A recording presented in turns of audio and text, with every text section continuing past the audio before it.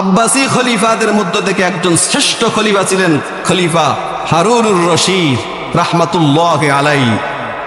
তিনি গোটা পৃথিবীর তিন ভাগের দুই ভাগ গোটা পৃথিবীর শাসক ছিলেন এবং একজন বড় মাপের আলেম ছিলেন, বড় মাপের বুজুর্গ ছিলেন, শাসক ছিলেন। আব্বাসী খলিফার অন্যতম শ্রেষ্ঠ খলিফা হারুনুর রশিদ রাহিমাহুল্লাহ। তিনি তার দাস দাসীদের মধ্য থেকে একজন কালো দাসীকে বেশি ভালোবাসতেন।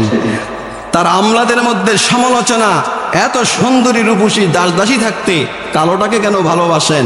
সমালোচনা যখন তার কানে আসলো, হারুনুর রশিদ তিনি মুখে না কিছু বলে প্র্যাকটিক্যাল তাদেরকে বুঝাবার চেষ্টা করলেন। তিনি ঘোষণা করলেন যে আগামীকাল আমার ধন ভাণ্ডার আমি খুলে দেব, ছিটিয়ে দেব, স্বর্ণ রূপ্য ইত্যাদি ছিটিয়ে দেব। যার যা প্রয়োজন তোমরা তুলে নিয়ে যাবা, সংগ্রহ করবা, তোমরা 14 সিঁড়ি খাইতে পারবা। আজকের যারা এমপি মন্ত্রী, আমলা কামলা, সন্ত্রাস, চাঁদাবাজ, টেন্ডারবাজ যারা আছে, তারা রাজস্ব দেশের সম্পদকে এমন ভাবে তারা লুণ্ঠন করেছে, 14 সিঁড়ি না 28 সিঁড়ি খেলেও শেষ হবে না। যাই হোক, ওই সম্রাট হারুনুর রশিদ বললে তোমরা করে নাও, সংগ্রহ করে নাও, আমি ছিটিয়ে দিলাম। সবাই যার যা মন চায় স্বর্ণ রূপ্য অলঙ্কার ইত্যাদি নিয়ে নিল, স্বর্ণ মুদ্রা রূপ্য মুদ্রা সব নিয়ে নিল। ওই যে কালো দাসী, ওই কালো দাসীরা কিছুই নিতেছে না। সে সম্রাটের পাশে যাইয়া চেয়ারটা এইভাবে মজবুত করে ধরে রাখলো।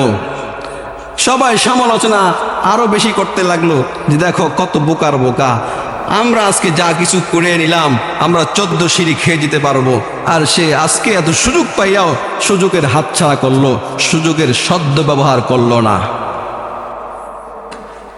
যারা সমালোচনা করলো ওরা তো বোকার রাজ্যে বসবাস করে। এবার খলিফা হারুনুর রশিদ বললেন, তোমরা তো বুঝতে পারো নাই, তোমরা 70 সিঁড়ি খাবার জন্য আজকে যা কিছু সংগ্রহ করেছো, তোমরা সব দাস দাসী মিলে, তোমরা সবাই মিলে যা করেছো তার চেয়ে হাজার হাজার বেশি সংগ্রহ করেছে এই কালো দাসী। সে আমার চেয়ার ধরে রাখছে, তাকে জিজ্ঞাসা করো কেন? এবার কালো দাসী জবাব দেয়, আমি যা সংগ্রহ করতাম তা সংগ্রহ করলে আমি যা পাইতাম তার চেয়ে লক্ষ কোটি গুণ বেশি পেয়েছি। আমি খোদ সম্রাটকে, খোদ খলিফাকে আমি ধরে রাখছি, আমি খলিফারে মালিক হয়ে গেলাম। সুবহানাল্লাহ। তারা যা পেয়েছে তাই পেয়েছে, কিন্তু সে পেয়েছে খলিফাকে। তাই বলা হয়েছে মাল্লাকুল মাওলা ফালাকুল কুল, যে মালিক পেয়ে যায় সে সব পেয়ে যায়।